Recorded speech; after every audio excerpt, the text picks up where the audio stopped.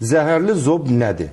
Zəhərli zob sizin qalxan varivəziniz beyin siqnallarına qulaq asmır və normadan qana artıq hormon ifraz eləməyə başlayır. Bəli. Normadan artıq hormon ifraz olunur.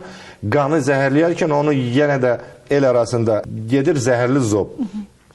Tibbi dilində isə toksiki ur gedir bunun diaqnozu. Biz nə edirik? Biz ilk öncə müalicədən başlayırıq və biz o vəzi dərmanla bloka salırıq. Hər bir zəhərli zob dediyimiz kimi müalicə ilə başlamalıdır. Mütləq burada radioaktiv yod və ya əməliyyat birbaşa olmaz. Əks göstərişdir.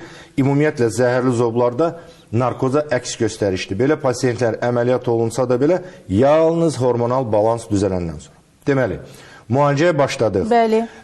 Tireostatik darman təyin olundu.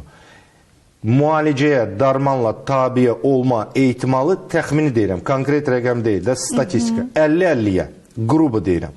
Yəni, iki xəstənin zəhərli zobu varsa, onların biri müalicəyə tabi olur, sağalır, həyatını davam edir. Digər o birisi isə növbəti müalicə mərhələsinə keçir. Mən bunu belə adlandırırım. Növbəti müalicə mərhələsi nədir? Ya əməliyyat olunur və ya dediyimiz radioaktiv yod. Burada fərq və göstəriş nədir? İkinci mərhələ kimi əməliyyat məsləhət görülür. Cavan adamlara ki, bu yaşda radioaktiv maddədir, verilməsin.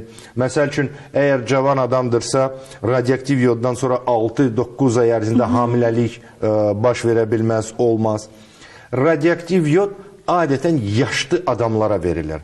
70 yaşdan, 80 yaşdan yuxarı olan adamlar, hansılar ki, yaşla əlaqəli, yanaşı, məsəl üçün, ürək problemi var, narkoz problemi yaşaya bilər. Bu insanlara, bəli, radioaktiv yod məsləhət görülür. Yox, siz cavan adamsızsa, yanaşı probleminiz yoxdursa, ikinci mərhələ kimi radioaktiv yod adətən məsləhət görülmür, əməliyyat görülür.